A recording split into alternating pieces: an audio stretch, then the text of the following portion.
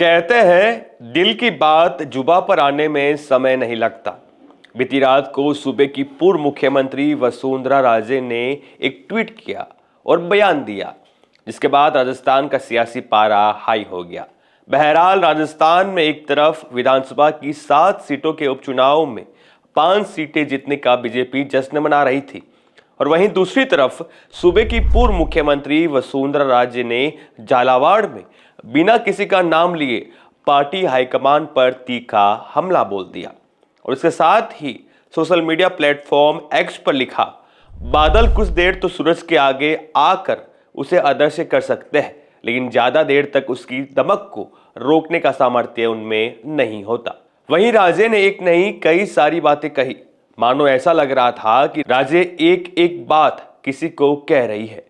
राजे ने कहा कि आजकल लोग पीठ में छुरा घोंपने में माहिर है। अत्यंत विकट परिस्थिति में भी जो हार नहीं मानते हैं, जीत उन्हीं की होती है।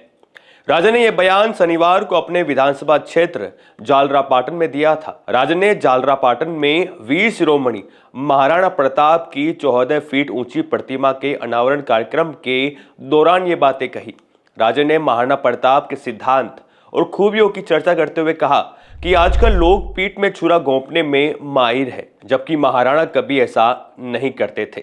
वे निहत्थे पे वार नहीं किया करते थे, 2 तलवार साथ रखते थे, एक अपने लिए और दूसरी निहत्थे के लिए।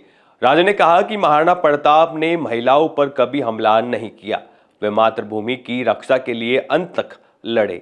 राजे ने महाराणा प्रताप की 10 सीख बताते हुए कहा कि समय का चक्र पहिए सा घूमता है।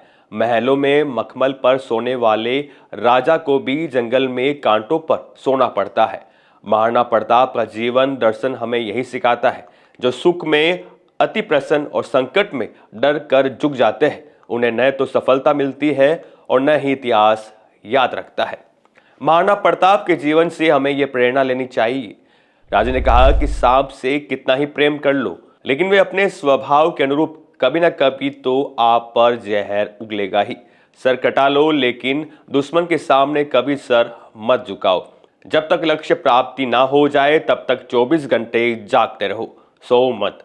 राजे के इन बयानों के राजनीति के गलियारों में कई मायने निकाले जा रहे हैं। माना जा रहा है कि राजे ने बिना किसी का नाम लिए इशारों ही इशारों में बहुत कुछ कह दिया है। अब देखते हैं कि इसका नतीजा क्या निकलता है और जो भाजपा के नेता है वो इस पर क्या पलटवार करते हैं, उनकी क्या प्रतिक्रिया होती है। तमाम खबरों के लिए बने रहिए भारत रफ्तार के साथ। नमस्कार।